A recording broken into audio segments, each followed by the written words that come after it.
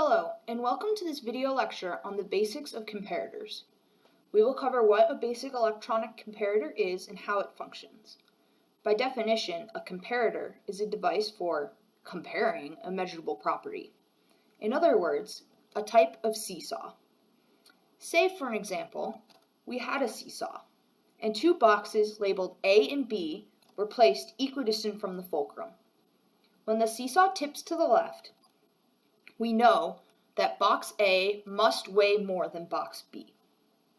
A more useful comparison could be made if we know that box B weighs 10 pounds, because then we know that box A must weigh more than 10 pounds.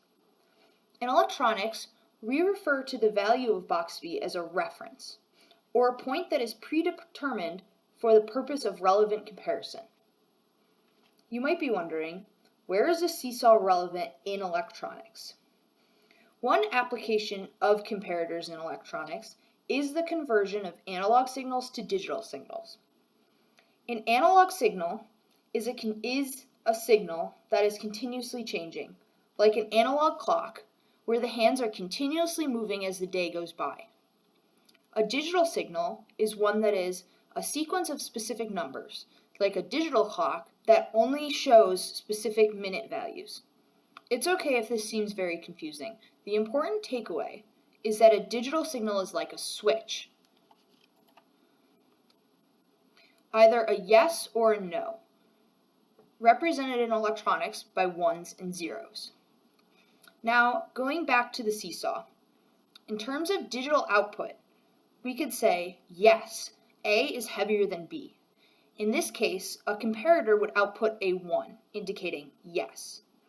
If the weights were reversed, as shown, we would say, no, A is not heavier than B, and the comparator would output a 0. So how does this actually look in electronics? A comparator, which is typically made from an electronic amplifier, is represented by a triangle that looks like a play button. On the right side of the triangle, a signal exits the triangle, indicating the location of the output. This is where a 1 or a 0 would be located. On the left, a line indicates where the user would apply a reference value.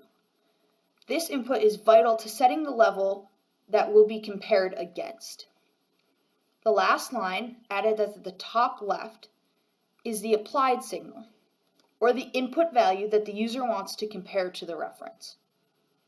This diagram is seen frequently in electronics and is vital to a lot of applications such as decision making, signal conversion, and other detectors.